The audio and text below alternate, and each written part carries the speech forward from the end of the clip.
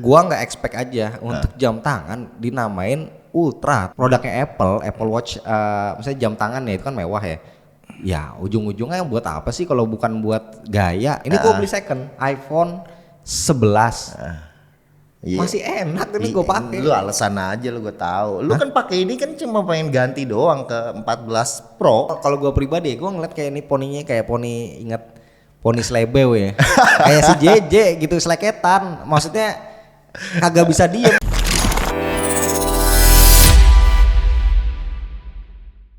Bismillah, alhamdulillah kita ketemu lagi bareng gua Romi dan juga di depan gua ini ada bukan bintang tamu ini mah ya, partner ya. Ada Fahmi. Jadi nggak pakai basa-basi lagi deh. Mi, lo kemarin semalam ya? Iya semalam. Lo tidur apa lo Apple melakukan sesuatu? Enggak, gua nonton. Nonton ya? Nonton. Apa Kalau yang lu nonton? pasti tidur. Nggak mungkin lu nonton. Karena ini anak rumahan dia. Dia nggak mungkin begadang, dia nggak bakal kuat begadang. Jadi lo nonton nih acara launching Apple ya? Nonton Nah, dong. jujur aja kalau gua udah niat mau nonton. Ada 2 acara. Apa tuh? Oh iya. Iya kemarin gua bikin story. Jadi gua udah niat nih. Gua tidur cepat sorenya. Niat gua adalah jam 12 gua mau nonton Apple event. Jam 2, setengah 2 kali ya gua mau nonton Inter sama Bayern. Akhirnya bablas dua-duanya. Nggak ada yang ditonton. Sebenarnya ada, gua tuh kan ketidurannya jam 10 lewat gua tidur, udah ngantuk banget, udah nggak bisa ditahan lagi. Terus akhirnya gua kebangun pas jam 1. Pas gua kebangun gua langsung ingat, oh ya Apple event nih. Gua lihat handphone, gua buka, pas banget lagi jelasin notch. Waduh, bagian pentingnya pas banget jelasin notch. Abis itu gua berusaha nonton ya, akhirnya ketiduran tuh, mungkin sekitar 15 menit. Akhirnya gua ketiduran, gua kebangun lagi setengah 3. Gua lihat langsung live score dulu, gue lihat ya kan, livescore.com gue lihat, scroll Inter kalah 2-0, udah tidur lagi sampai subuh. Bisa dibilang sia-sia ya terbangunnya. Sia-sia, mendingan gue tidur pules aja, lebih berkualitas tidur gue. Soal yang Apple event, ya, apa yang menarik setelah lu tonton nih, gitu, produk-produk apa? Kita mulai dari mungkin si ini dulu dah. Apple Watch ya sama AirPods, menurut lo gimana tuh? Gua nggak ngerti kalau itu Rom. Apple Watch gua nggak pernah pakai. Gua selalu pakai jam yang standar-standar aja ya, kayak Amazfit. Kemarin kan gua pakai Amazfit. Terus AirPods gue juga nggak pernah pakai. Ini kan kedua device ini kan memang digunain sama lu nih, coba dong lu yang jelasin. Nah ini sebenarnya menarik, di satu event dia langsung jebret keluarin 3 kayak handphone kan jadinya ya. Emang kayak di segmented gitu ya, kayak ini yang murah, ini yang sedang nih, yang standar. Iya, yang versi basicnya. Ada satu lagi nih biangnya nih Rom, lu tau kan tuh namanya apa? Iya, Ultra. Watch Ultra. Oke. Nah, gimana tuh? Nah ini menarik ya karena gua nggak expect aja untuk jam tangan dinamain Ultra. Tadinya gue pikir oke lah kalau misalkan dia mau bikin, dia bikin Pro ya. Iya kayak iPhone ini kenapa jadi kayak Samsung nih keluarin Ultra. Cuma setelah gue lihat, jadi gini, untuk Apple Watch 8 ini sebenarnya nggak terlalu banyak yang bisa kita omongin. Karena yang paling meningkatnya adalah cuman layarnya makin gede seperti biasa ya. Terus baterai mungkin lebih awet dan bezel layarnya itu lebih kecil, jadi lebih lega aja kelihatannya kayak gitu. Untuk Apple Watch SE juga ada yang kedua ya, kurang lebih ya sama lah kayak gitu. Nah yang menarik memang yang si Ultra ini karena dia udah swim proof. Jadi kalau yang gue tangkep nih Rom ya, Ultra itu kalau menurut Apple jadi kayak apa ya, kayak produk yang bener-bener ultra segalanya, ultra durable gitu kan. Kayak standar militer gitu. Iya, ada standar militer. Layarnya paling terkuat, terus bisa dipakai nyelam sampai kedalaman yang gimana-gimana, terus dipakai naik gunung sampai hiking es ya. gitu kan. Betul. Sampai orangnya beku ibaratnya gitu, sampai cuacanya bener-bener ekstrim lah. Istilahnya ini jam tangannya untuk penjelajah dunia nih. Iya, ya untuk adventure. Ada yang bilang nih jam tangannya Dora di Explorer. Anjay. karena memang Nah, sekarang gua tanya nih ya, kalau misalkan kita beli yang Ultra, misalkan nih lu berencana membeli yang Ultra, kira-kira reviewnya bakal kayak gimana Rom? Jadi kalau misalkan gue pakai si Apple Watch Ultra, ya gue bingung buat apa.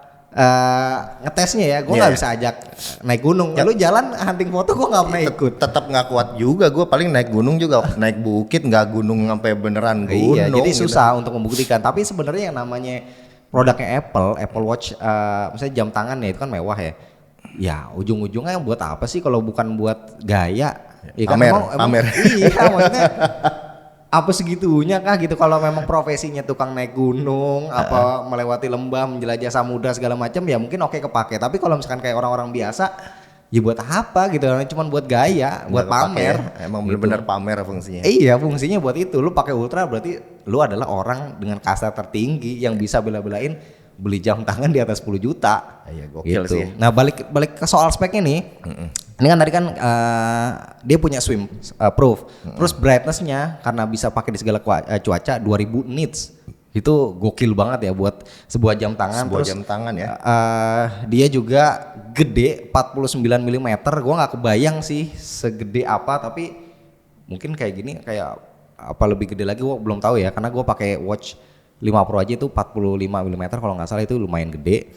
Terus baterainya dia tahan ya mungkin sekitar 2,5 sampai 3 hari. Terus dia strapnya baru. Itu bagus loh strapnya. Ya benar, Cakep pilihan strapnya itu bagus-bagus. Ya namanya Apple ya, dia punya tim desain yang memang andal. Terus juga dia ada action button sendiri, ada tombol khusus, dan speakernya kalau nggak salah ditambah lagi jadi lebih banyak. Terus kalau untuk AirPods Pro, nah ini yang gua catat yang menarik ya, dia baterainya lebih lama 6 jam. Terus active noise cancellingnya 2 kali lebih oke. Terus dia punya speaker di bagian bawah, jadi kalau misalkan lupa naruh kita bisa ping pakai iPhone, ntar Biar dia bunyi. tahu tempat lokasi case-nya ya. Kita juga bisa nyari secara presisi ya kayak Apple Tag gitu ya, yang bulat itu. Terus juga ada touch control kayak TWS Android. Ya, terus yang tadi yang buat nyari itu presisi. Bisa dibilang niru gitu. Ya, terinspirasi lah, bahasa halusnya kan biasa gitu kita ngomong. Paling itu aja sih menurut gue yang menarik untuk si Apple Watch sama AirPods ya. Oke. Lanjut ke iPhone di sini yang perlu kita catat adalah ada 4 seri sesuai dengan bocoran yang selama prediksi ini ya. Emang nggak pernah beredar, jarang banget meleset dan ternyata terbukti. Di sini yang bisa kita garis bawahin adalah hilangnya iPhone mini. Jadi totalnya ada 4. Kita omongin dulu ya, 14, 14 Plus, 14 Pro, 14 Pro Max. Terus si iPhone ini ada yang versi Plus, tadinya gue pikir 14 sama 14 Max namanya. Kayak gue pernah dengar kayak gitu kan, ternyata balik lagi tuh pakai nama Plus kayak dulu gitu. Dan yang apa yang menariknya lagi si 14 ini speknya gimana? pakai A15. Jadi ibaratnya ini cuman diturunin doang ya dari yang Pro yang tahun lalu. Betul. Semuanya pindah tuh ke 14 yang sekarang. Ya, betul, dilengserin ke yang 14 dari chipsetnya 14 Pro. 15, terus kameranya ada sensor shift. Ya. Ya kayak begitu-begitulah gitu. Maksudnya betul. improve-nya itu berdasarkan dari iPhone 13 Pro. Dan catatan ya untuk chipsetnya ini kan A15, tapi GPU-nya dia pakai 5 core. Jadi sama kayak si versi Pro-nya 14 Tapi Pro. gini ya, kalau misalkan gue tanya sama lu nih Rom, pakai iPhone itu perlu gak sih upgrade chipset?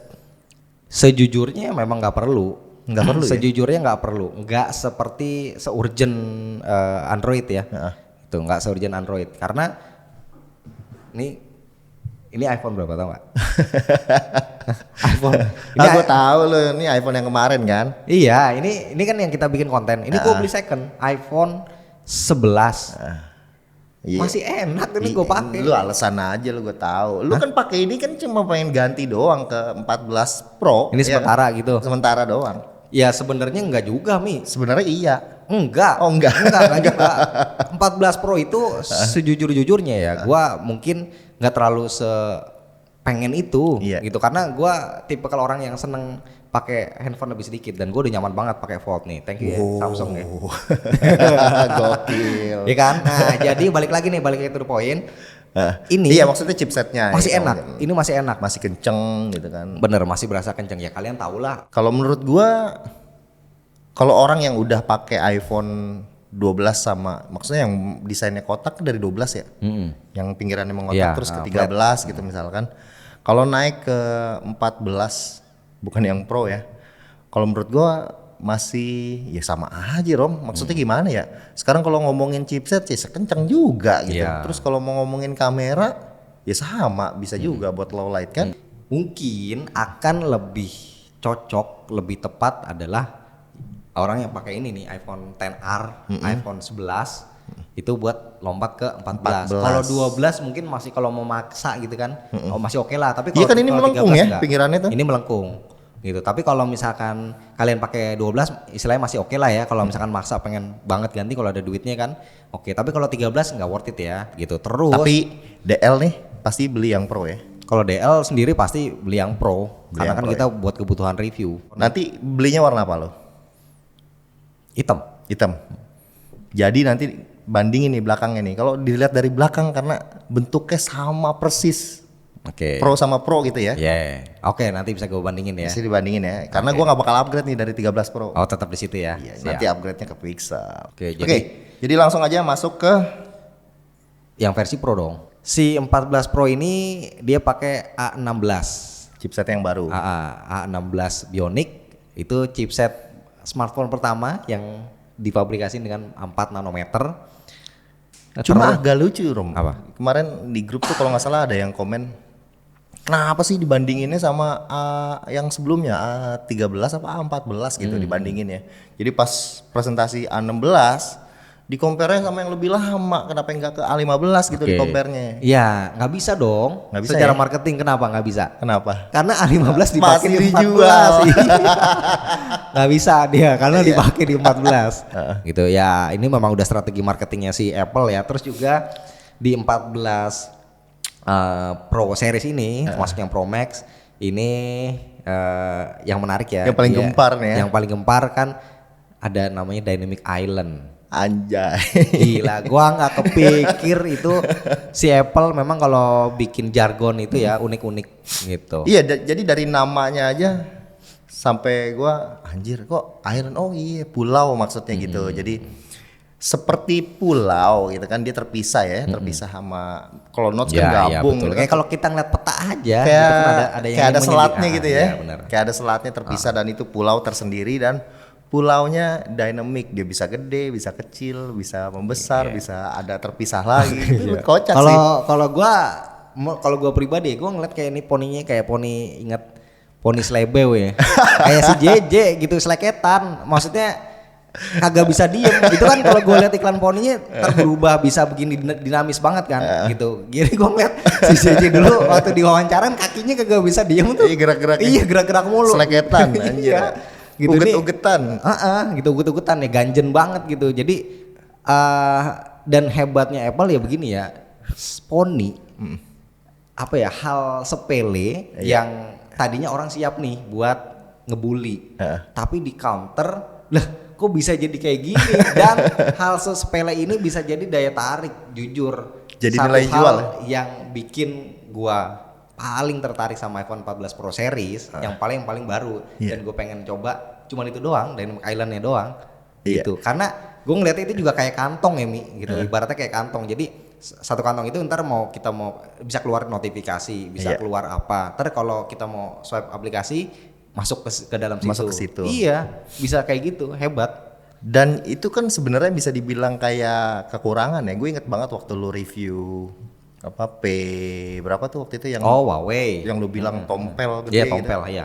Itu kan adanya di sebelah kiri kalau nggak salah, Iya. kiri ya, yang ada sebelah kiri. Itu kan sampai lu bilang tompel gitu kan. Iya. Karena gede banget. Dan ini lu bayangin ada di tengah gitu kan. jeblak Yang gitu yang ya. tadinya ya lu harusnya lu bakal hina dong. Ya karena ada softwarenya, karena ada fiturnya yang bisa uget-ugetan kayak begitu. Jadinya lu malah suka ya Iya. kan? Karena kan kalau dia posisinya statis itu kan mengganggu. Statis ya, ini bukan Iya. statis kayak itu ya. Statis. nih. Statis. Posisinya Statis akan- Island anjir. posisinya akan mengganggu kalau dia statis. Tapi kalau dia dinamis, ya itulah bisa dialihfungsikan menjadi sesuatu yang berguna gitu. Lo bisa ngelihat notif, lo bisa ngelihat kapasitas baterai, dan bahkan dia bisa terpisah jadi satu buletan, satu ngelebar kayak gitu ya. Iya sebenarnya permainan software sih ya. Cuman yang gue pengen mention nih penamaannya nih. waktu pas pertama kali ngomong gitu, Dynamic Island, anjir kok namanya begini banget. Kadang-kadang tuh kita kalau ngedenger Apple presentasi terus ngasih unjuk namanya tuh kadang-kadang suka fitur-fiturnya ya. dikocak banget namanya begini, tapi sesuai gitu kan. Kayak yang Ultra tadi itu bener-bener ultra durable gitu kan. Terus yang sekarang nih Dynamic apa namanya tadi? Dynamic Island. Jadi ini adalah suatu hal yang menurut gua sangat menarik dan udah terbukti dah itu diomongin di mana-mana. Itu jadi hal yang paling orang pengen tahu dari iPhone terbaru. Paling bikin rame.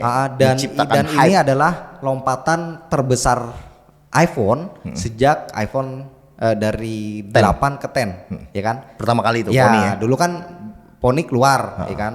Orang kayak gini nih, tapi ternyata oke, suka diikutin Android. Terus abis itu sekian lama, akhirnya sekarang Baru ganti, keluar lagi. Ini ngomongnya kita jadi apa? Apakah notes? Apakah pil?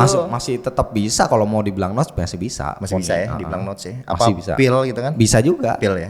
Bisa juga kita ngomong pil ya sesuka-sukanya lah gitu. Tapi yang penting memang ini adalah game changer dan kita lihat ya akan diikutin sama Android apa enggak. Tapi kalau menurut gua agak susah sih buat Android ngikutin. Karena ini UX ya. Iya User benar. interface. Wah itu kan harus ntar juga bisa dimanfaatin sama developer app third party gitu. Kalau di Android gua rasa sih kayaknya sih enggak deh. Enggak diikutin. Ini eksklusif di iPhone 14 Pro Prediksi series. lu ini enggak, meskipun bisa diikutin tapi kayaknya agak susah gitu. Mubazir gitu. Mereka effortnya tuh harus gede buat ngikutin kayak gini. Oke, selain si Dynamic Island, ini juga yang menarik dari layarnya adalah always on display. Nah, ini kan fitur yang udah lama ada di Android. Gimana menurut lu, Rom? Ya seperti biasa ya, ketika Apple ngeluarin fitur, dia pasti akan nunggu sampai benar-benar ini fitur kepake. Ataupun mungkin dia mentok, aduh apalagi layar harus gue bikin apa nih, akhirnya itu deh gitu. Daripada gue nggak punya ide, udah keluarin always on display, bisa juga kayak gitu. Tapi prediksi gue yang menarik selanjutnya adalah kamera 48 megapiksel. Nah gue melihat ini kayak handphone mid range malahan, karena Ya kan? otak gue tuh lebih percaya 12 megapiksel lah gitu, nggak usah terlalu tinggi-tinggi. Kemarin 48 anjir kayak baru kemarin dibahas. iya kayak handphone mid range Realme Poco ini 48 megapiksel gitu, terus pakai teknologi quad pixel ya. Iya, dia namain baru tuh quad pixel. Sebenarnya Padahal apa sih?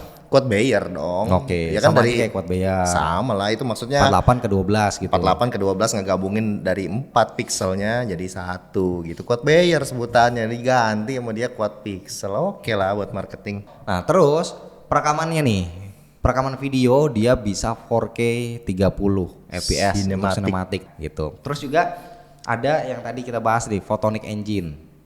Nah ini Photonic Engine ini yang gua tangkep pas di eventnya itu, dia frame-nya lebih banyak daripada Diffusion. Karena kan Diffusion itu kan konsepnya sama lah ya, kayak HDR plus di Gcam, itu kan gabungin dari multiple frame. Cuman kalau di iPhone itu ada frame yang underexpose, ada frame yang overexpose gitu. Jadi digabungin sama dia. Terus untuk ngedapetin warna, jadi kalau misalkan dalam kondisi yang low light atau kondisi yang backlight, dia bisa susah dapat akurasi warna kan biasanya kan gitu. Mengidentifikasi oh ini warna merah nih, merahnya kerengin gitu, ibaratnya kayak gitu. Masih diharapkan bisa membantu untuk menghasilkan akurasi warna yang lebih baik. Iya kayak yang gitu. lebih keluar frame-nya lah, lebih banyak gitu. Okay. Jadi kalau ada frame yang rusak katanya bisa nanti otomatis di selection sama dia bakal dibuang gitu. Jadi ini Apple nih memang bener-bener siapin semuanya gitu. Iya, iya. 48 itu beneran real gitu. Ada 48 RAW gitu, kepake semua gitu. Jadi mau dipakai buat RAW nanti editing sendiri, processing sendiri, crop sendiri dari hasil 48 MP kan kita bisa leluasa untuk crop ya. Dan mereka kemarin pas presentasi juga bilang ya, ini bisa ambil 2 kali itu hasil crop. Gitu gambarnya. Oh, jadi tele 2 kali. Tele 2 kalinya itu adalah dari hasil crop 48 ya. megapiksel. Jadi kan aslinya kan lensanya cuma bisa 3 kali kan yang telenya gitu. Tapi dia bisa juga opsi 2 kali dengan crop. Nge-crop gitu. dari 48. Dan terakhir adalah action mode. Sama sih sebenarnya kayak di 14 sama 14 Plus, dan ini adalah salah satu fitur yang enak ya, karena pas dibandingin itu jadi kayak kita pakai GoPro ya, kayak maksudnya kayak memang buat lari itu jauh lebih smooth. Tapi kelihatan lu ngelihat ada nge-crop gak sih dia? Pas di perbandingan itu. Kalau gue sih ngeliat ada ke crop dikit lah gitu. Pasti sih harusnya sih. Karena gue yakin ya ini force ace gitu. Maksudnya dalam artian waktu kemarin compare sama Mas Mobi tuh, iPhone itu kan memang pasti ya getar ya, dia mah ada hentakannya gitu kan. Maksudnya nggak di force ke ace untuk meminimalisir jitter. Nah, action mode ini mungkin dirancang sama Apple untuk ngakalin di kondisi daylight, kondisi yang banyak cahaya supaya dapat efek yang benar-benar kayak GoPro, nggak ada ngayun lah gitu, nggak ada getaran sama sekali, istilahnya kayak gitu. Nah kalau dipakai low light, nanti tinggal buktiin aja bakalan jitter apa enggak gitu. Kalau misalkan action Tapi mode kalau itu menurut gue kayaknya ada jitter. harusnya jitter, nggak mungkin nggak jitter.